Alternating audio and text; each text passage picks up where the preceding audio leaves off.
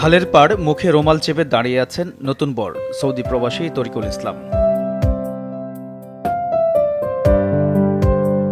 বরযাত্রী নিয়ে যাচ্ছেন নেত্রকোনার আটপাড়া উপজেলার ৭ নং সুখারী ইউনিয়নের বাদাওড়া গ্রামে। কিন্তু বিপাকে পড়েছেন খাল পার হতে গিয়ে। সেতু না থাকায় খাল পার হতে দীর্ঘ সময় দাঁড়িয়ে থাকতে হচ্ছে উপজেলার গুয়াতলা গ্রাম থেকে বিয়ে করতে আসা এই নতুন বরকে। পরে একটা সময় দেখা যায় ড্রামের উপর মাচা বাঁধা অবস্থায় রশি টেনে খাল পার হচ্ছেন বরযাত্রীরা। ডিজিটাল বাংলাদেশে এমন দৃশ্য যে কাউকেই অবাক করে দেবে।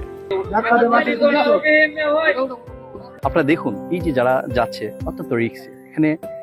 এখানে ড্রামের উপরে এক জাতীয় বাঁশের উপরে দিয়ে মানুষগুলো এখানে চলাচল করে। এই অপেক্ষার মানুষগুলা তারা বলছে যে এই অবস্থার কারণে এখানে ছেলে মেয়েদের বিয়ে পর্যন্ত হচ্ছে না। তাছাড়া বলছে যে বিভিন্ন ধরনের সমস্যা এখানে আছে।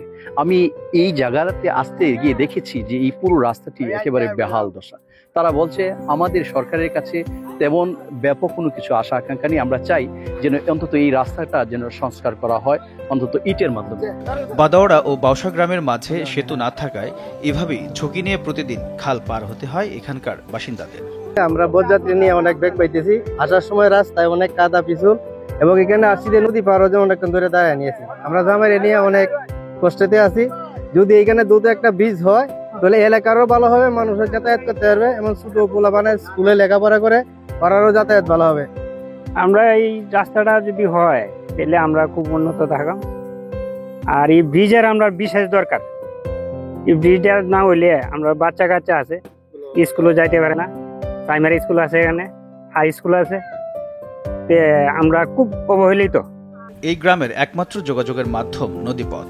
শুষ্ক মৌসুম কিংবা বর্ষাকাল 12 মাসই পিছু লেগে থাকে দুর্ভোগ। সেতুর অভাবে গ্রামের ছেলে মেয়েদের বিয়েও অনেক সময় বন্ধ হয়ে যায়, এমন অভিযোগ স্থানীয়দের। একদিকে কনে পক্ষ এই দুর্ভোগের কারণে বিয়েতে রাজি হয় না, অন্যদিকে যুবকরাও সুবিধাজনক স্থানের কনে পায় না। এই ব্রিজটার জন্য এই এলাকাটা অবহেলিত।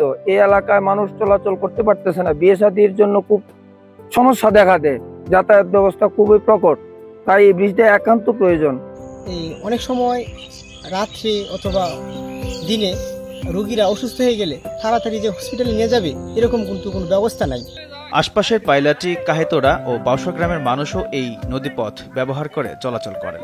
যোগাযোগ ব্যবস্থার অনুন্নয়নের কারণে এইসব গ্রামের মানুষের জীবনে সুখ যেন হারিয়ে গেছে। বিশেষ করে ঝুঁকি নিয়ে শিক্ষার্থীদের যাতায়াত করতে হয়। এই রাস্তাটির জন্য এই এলাকার যারা স্টুডেন্ট আছে ওই প্রাইমারি স্কুলে যাইতে সমস্যা। অনেক সময় রাস্তা পারাপারের সময় বই নিয়ে নদীতে পড়ে যায়, এরকমও রেকর্ড আছে। স্থানীয়দের দুর্ভোগের কথা ভেবে সেতু নির্মাণের আশ্বাস দিয়েছেন স্থানীয় সরকার প্রকৌশল অধিদপ্তর।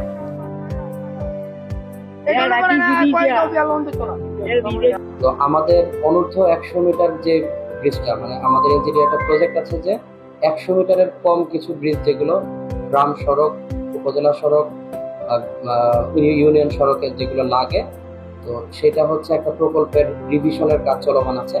তো এটাতে আমরা বাদাওড়া গ্রামের যে ব্রিজটা আছে সেটা আমি ফিজিক্যালি মেজার করেছি 56 মিটার একটা ব্রিজ লাগে।